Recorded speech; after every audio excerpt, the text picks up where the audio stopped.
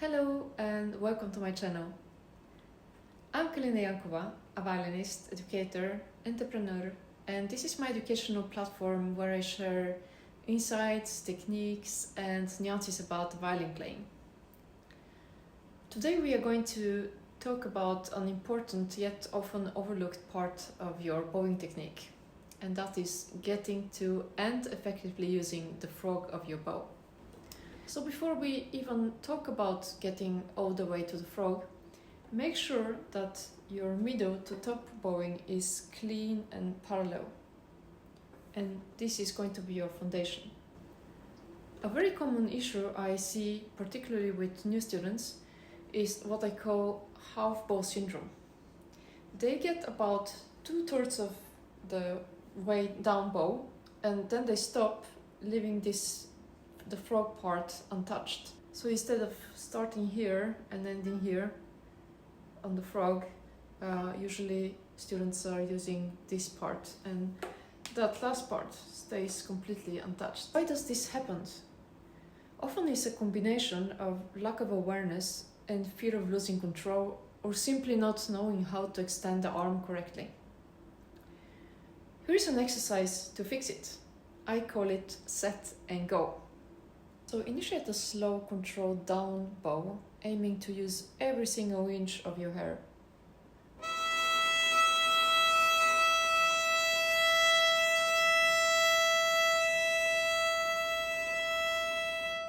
As you move, feel your elbow extending out and slightly down, thinking of your arm as extending away from your body. Go all the way to the tip. Lift the bow, bring it back to the frog, and then reset.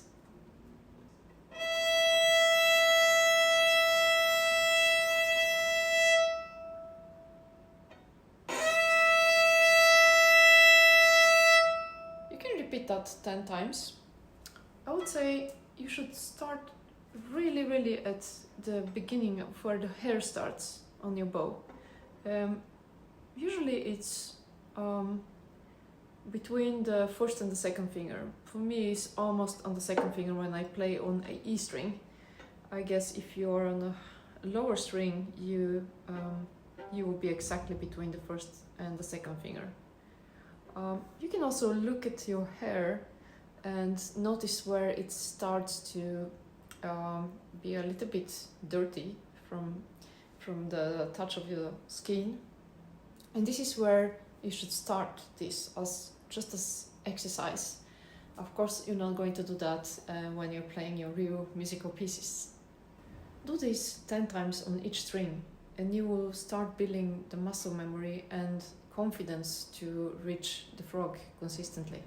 So what we want is to keep the shoulder down and to have your arm slightly elevated, this part of your arm, slightly elevated, not hanging down, but of course not that position, just slightly more elevated than usual. If you lift up your shoulder and at the same time you have a too low elbow or arm, the sound will be too harsh. So we don't want that sound, we want more smooth sound, and we want also the fingers to carry a little bit of the weight of your bow, so not everything will be relaxed and too heavy on the frog. Instead of thinking of pushing down with your arm, imagine a very gentle, subtle support from underneath of your arm. And this engagement of your back muscles also allow your arm, these muscles, allows your arm to float.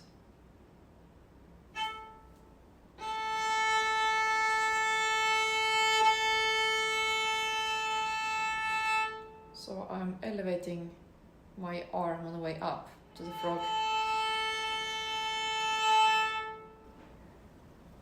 As you do your down bow towards the frog, visualize your elbow leading the motion. It shouldn't be locked or too low. Think of it moving away from your body and maintaining a comfortable arc. Practice in front of a mirror. watch your right shoulder if it's creeping up. Consciously relax it down. Have a friend gently place a finger on your shoulder as you bow. It's surprisingly effective. So grab your bow and your violin and let's do this floating bow exercise. So I'll start down bow on A string, and I'll really start from the beginning of the frog, like I said, between second and first finger, and then I'll draw the bow parallel to the bridge. As I approach the tip, I will relax and go away from my body a little bit with my arm.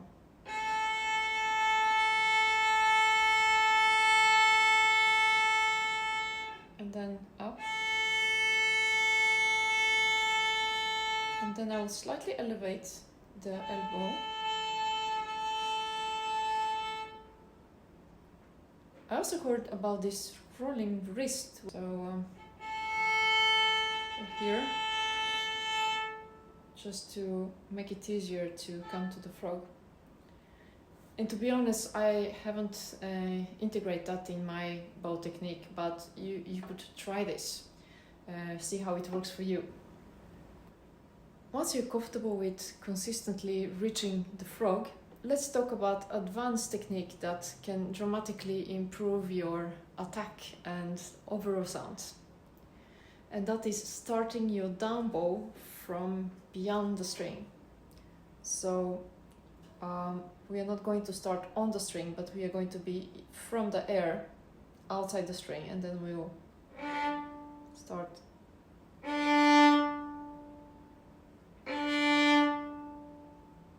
And you can try with a small movement first, and really start from the beginning of the frog. Then lift up.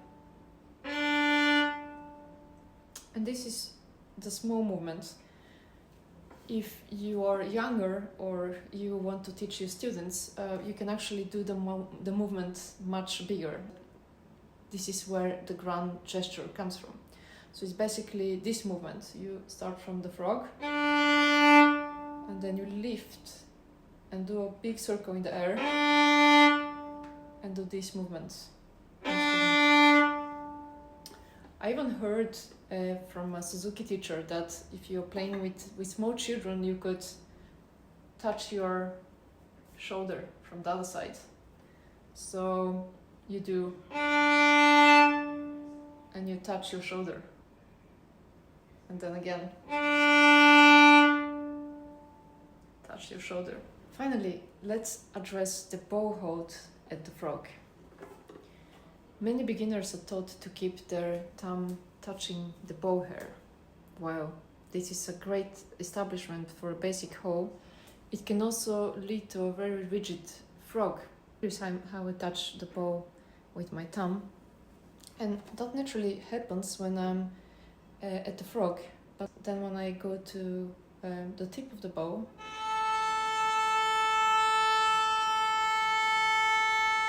you cannot see my thumb now, but I will show you when I'm here. This is how my thumb looks like. So I am quite far away actually from the hair of my bow. And that's absolutely naturally, because you cannot keep the same position of your hand at the frog as you have it on your tip. Prioritize a comfortable and flexible bow hold with a natural curve in your thumb and the fingers. This allows your hands and wrist to act as shock absorber and a fine-tuners, crucial for dynamic control at the frog. So to recap our journey to mastering the frog. First is the foundation.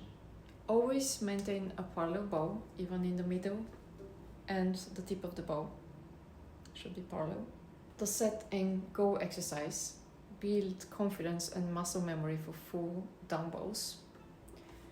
That was